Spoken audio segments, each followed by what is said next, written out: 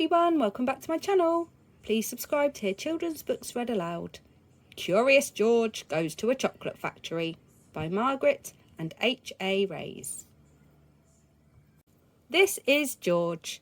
George was a good little monkey and always very curious. One day George went for a drive with his friend, the man with the yellow hat. "Look, George," the man said, "there's a shop in that chocolate factory up ahead. Let's stop for a treat." George loved chocolates. Inside the shop, boxes of chocolates were stacked everywhere, but the man with the yellow hat found his favourite straight away. "George," he said, "wait here while I buy these, and please stay out of trouble." George looked around the shop. He saw chocolate-covered cherries and fudge-flavoured lollipops. A chocolate bunny caught his eye. Then something else caught his eye. What were all those people looking at? George was curious. He climbed up to get a better look. Through the window he saw lots of trays filled with little brown dots. What were all those little brown dots? George was curious. He found a door that led to the other side of the window. The little brown dots were chocolates, of course.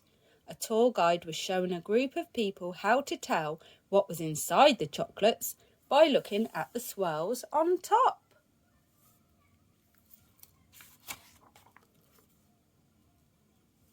This little swirl means fudge. This one says it's caramel inside. And this wiggle is for marshmallow. This squiggle is for truffle. This one's for nugget. This sideways swirl is for orange fluff. And this one is George's favourite, banana cream. George followed the tour group until they came to a balcony overlooking a room where the chocolates were made. Down below, busy workers picked the sweets off the machines and put them into boxes. These were the machines that made the chocolates with the swirls on top. The chocolates came out of the machines on long belts. But how did they get their swirls? George was curious. He climbed down from the balcony and up onto a machine. George peeked inside. He was trying to see what was making the swirls when all of a sudden the chocolates began coming out faster and faster. They sped by him so quickly they seemed to be running on legs of their own. "Quick, bring more boxes," yelled a man with a tall white hat. "What's happened?" asked another man. Nobody answered. Nobody knew what had happened, and everyone was so busy that no one noticed George. The workers began to fall behind and the sweets began to fall off the end of the belt. "Save the chocolates!" yelled the man with the tall white hat. Meanwhile, George saw one of his favourites whiz by.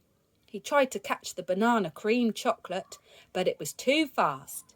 He chased it to the end of the belt. At the end of the belt, a pile of chocolates was growing taller and taller. George had never seen so many chocolates. As he searched for the banana cream, he put the others in empty boxes. George was a fast worker. Someone noticed and yelled, "Bring that monkey more boxes. He's helping us catch up." Not all the chocolates made it into the boxes, but no more chocolates fell on the floor.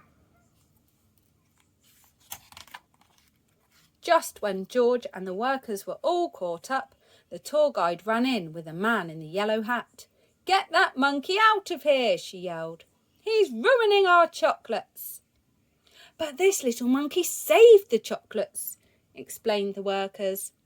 Then the man with the tall white hat said to George, "You may have caused us some trouble, but you were a speedy little monkey. You deserve a big box of chocolates for all your help." George was glad he was not in trouble, but he did not take the chocolates.